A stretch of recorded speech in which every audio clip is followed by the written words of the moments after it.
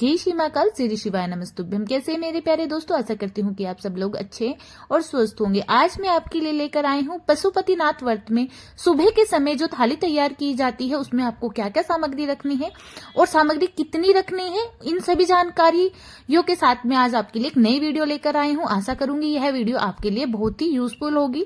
साथ ही मैं आपको बताऊंगी कि इस व्रत में आपके लिए कौन सी सामग्री ज्यादा आवश्यक है और अगर आपके पास कोई सामग्री नहीं है तो आपको क्या करना है। तो बढ़ते हैं हमारी वीडियो की तरफ। वीडियो अच्छी लगे तो लाइक अवश्य करें, शेयर अवश्य करें, साथ ही चैनल को सब्सक्राइब करें और अब बेल आइकन का बटन प्रेस करें ताकि आपको मेरी हर इस तरीके की नई वीडियो मिलती रहे। आपको मेरे चैनल पर पूजनीय पंडित प्रदीप मिश्रा जी के बताए गए उपाय, साथ ही आपको समय समय पर रुद्राक्ष कब मिलेगा और कब नहीं मिलेगा की भी जानकारी मिलती रहेगी। तो पशुपतिनाथ व्रत की जो थाली होती है सुबह के समय, अब हम उसको तैयार करेंगे। तो सबसे पहले एक साफ सुथरी सी थाली ले लेनी है और उसमें हमें सबसे पहले पंचामृत जो हमने तैयार किया है, दूध, दही, घी, शक्कर और साथ ही गंगा जल से तैयार किया जाता है। साथ ही हम रखेंगे थोड़ा सा शहद, क्योंकि महादेव पर आप अगर शहद चढ़ाते हैं तो इसका अपना एक अलग आपको पुण्य मिलता है। साथ ही हम थोड़ा सा लेंगे अबीर। हम सामग्री इतनी ही लेंगे कि अभी हमारी सुबह की पूजा हो जाए और शाम की पूजा हो जाए। उसके बाद हम लेंगे थोड़ा सा लाल चंदन, थोड़ा सा पीला चंदन, बस इतना सामान लेना है कि शाम की पूजा के बाद यह सामग्री ना बचे। फिर लेंगे थोड़ा सा सिंदूर, क्योंकि माता पार्वती को सिंदूर अर्पित किया जाता है। साथ ही हम लेंगे अष्टगंध। मैंने सारी सामग्री थोड़ी थोड़ी सी ली है तो इसलिए मैंने छोटे दियों का यूज किया है। आप चाहे तो आपके पास अगर छोटे दिए नहीं है तो आप थाली में भी अलग अलग रख सकते हैं। साथ ही हम लेंगे अक्षत, जो कहीं से टूटे फूटे ना हो, और साथ ही थोड़े से मैंने काले तिल लिए हैं। काली मिर्च भी मैंने इसमें ली है। आप चाहे तो अगर आपके पास है तो आप काली मिर्च भी महादेव को चढ़ा सकते हैं, अगर आपके पास नहीं है तो कोई बात नहीं है। साथ ही हम लेंगे धूप बत्ती। धूप बत्ती भी हमें इतनी लेनी है कि अभी और शाम का कार्य इसी धूप बत्ती में हो जाए। साथ ही मैंने थोड़ी सी जो रुई वाली बत्ती होती है वह भी ले ली है। और अब हम वस्त्र स्वरूप, हमें महादेव को जो वस्त्र चढ़ाने होते हैं उसके लिए हम लेंगे जो कलावा होता है, उसके 2 पीस छोटे छोटे करके हमने ले लिए हैं, क्योंकि वस्त्र स्वरूप हमें चढ़ाना होता है। साथ ही हम लेंगे एक सफेद जनेऊ। अब इसके बाद हम लेंगे थोड़े से आपके पास जो भी कोई ऋतु फल हो, कोई भी ऋतु फल हो सकता है। मेरे पास आज संतरे थे तो मैंने संतरे रख लिए। कोई भी ऋतु फल, चाहे केला हो, कुछ भी हो, बेर वगैरह हो, आप कोई भी ऋतु फल ले लीजिए। साथ ही आपके पास जो भी जो फूल वगैरह होते हैं, गेंदे के फूल जैसे महादेव को चढ़ाए जाते हैं, कनेर के फूल चढ़ाए जाते हैं, और जो भी आपके पास फूल हों आपको वह फूल ले लेने हैं। धतूरे का फूल महादेव को अति प्रिय होता है, तो धतूरे का फूल अगर मिल जाए तो धतूरे का फूल आप अवश्य लें। मुझे आज धतूरे का फूल नहीं मिला था।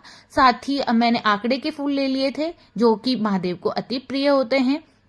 साथ ही कोई लाल फूल अगर आपके पास, गुलाब वगैरह आपको मिल जाए तो माता पार्वती के लिए अवश्य लें। फिर मैंने लिए थोड़े से समी पत्र। मैं फूल और जो फल वगैरह है वह सब इस तरीके से रख रही हूँ कि मेरा शाम की भी पूजा में यही फूल और सभी पत्र वगैरह काम आ जाए, क्योंकि इस थाली में हमें इतनी सामग्री रखनी है कि शाम को हम अलग से कुछ भी ना रखें। अब मैंने लिए हैं बेलपत्र। बेलपत्र कहीं से कटे फटे या किसी भी तरीके का छेद नहीं होना चाहिए, यानी कि बेलपत्र बिल्कुल खंडित नहीं होने चाहिए। फिर मैंने लिया है 1-2 जो एक्स्ट्रा मेरे पास फूल थे, मैंने वह भी थाली में रख लिए हैं। फिर हम लेंगे धतूरा। धतूरा महादेव को अति प्रिय होता है, तो धतूरा अगर आपको मिल जाए तो आप अवश्य पूजा में रखें। अब मैंने सुबह की थाली के लिए 2 घी के दिए रखे हैं। एक तो मैं माता पार्वती के सामने लगाऊंगी और दूसरा मैं भोलेनाथ के सामने प्रज्वलित करूंगी। आप चाहे तो एक भी दीपक रख सकते हैं, क्योंकि शाम के समय हम अलग से दीपक रखेंगे। शाम के समय सिर्फ दीपक ही रख सकते हैं और साथ में प्रसाद रख सकते हैं। फिर मैंने भोग स्वरूप रखा है मीठे में जो चीनी होती है, आप वो रखिए। आप चाहे तो अगर आपके पास कुछ अलग प्रसाद हो, मिश्री वगैरह हो, तो आप वह भी रख सकते हैं। अब हम रखेंगे जल। जल में अभी तांबे के लोटे में मैंने जल लिया है, शुद्ध जल, क्योंकि जब हम इसमें हमने जल ले लिया है और जल में मैंने डाल लिया है थोड़ा सा गंगा जल। इतना सा जल हमें पर्याप्त नहीं होता है, क्योंकि जब हम महादेव को पंचामृत से स्नान कराते हैं तो हमें ज्यादा जल की आवश्यकता होती है। इसलिए मैंने साथ ही एक बड़े पात्र में, स्टील वगैरह के का जो एक मेरे पास बड़ा सा पात्र है, मैंने उसमें जो शुद्ध जल है वह ले लिया है, ताकि अगर मुझे जरूरत पड़े तो मैं अच्छे से स्नान करा सकूं। क्योंकि मुझसे पहले भी वहां काफी जो श्रद्धालु है वह गए होंगे और उन्होंने भी पूजा करी होगी, तो मैं अगर महादेव का अपने तरीके से श्रृंगार करना चाहूंगी तो मुझे ज्यादा जल लगेगा। साथ ही आप इसमें एक माचिस भी अवश्य ध्यान से रखें, क्योंकि अक्सर क्या होता है हम सारी सामग्री रख लेते हैं लेकिन माचिस हम नहीं रखते हैं। साथ ही आपको जो भी आपकी श्रद्धा हो, आपको दक्षिणा भी अवश्य रखनी है। तो यह हो गई आज की हमारी सुबह की पशुपतिनाथ व्रत की थाली। इसमें सभी सामान मैंने आपको अच्छे से दिखा दिया है, अच्छे से समझा दिया है।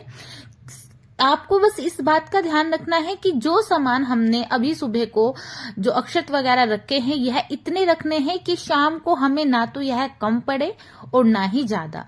हमें इनमें से कोई भी सामग्री बचानी भी नहीं है और कमी भी नहीं पड़नी चाहिए। इस तरीके से हमें पशुपतिनाथ व्रत की थाली तैयार करनी है। आशा करती हूँ आपको यह वीडियो अच्छी लगी होगी, सब कुछ आपको अच्छे से समझ आया होगा। अगर अभी तक आपने मेरे चैनल को सब्सक्राइब नहीं किया है तो बेल आइकन का बटन प्रेस करें, ताकि आपको मेरी इस तरीके की हर नई वीडियो मिलती रहे। भगवान पशुपतिनाथ आपकी हर मनोकामना पूरी करें। इसी आशा के साथ मैं मिलती हूँ आपको अगली और एक नई वीडियो के साथ। अगली वीडियो में मैं आपको बताऊंगी कि शाम की पूजा की थाली आपको कैसे तैयार करनी है, साथ ही आपको पशुपतिनाथ की व्रत की पूजा सुबह और शाम की कैसे करनी है।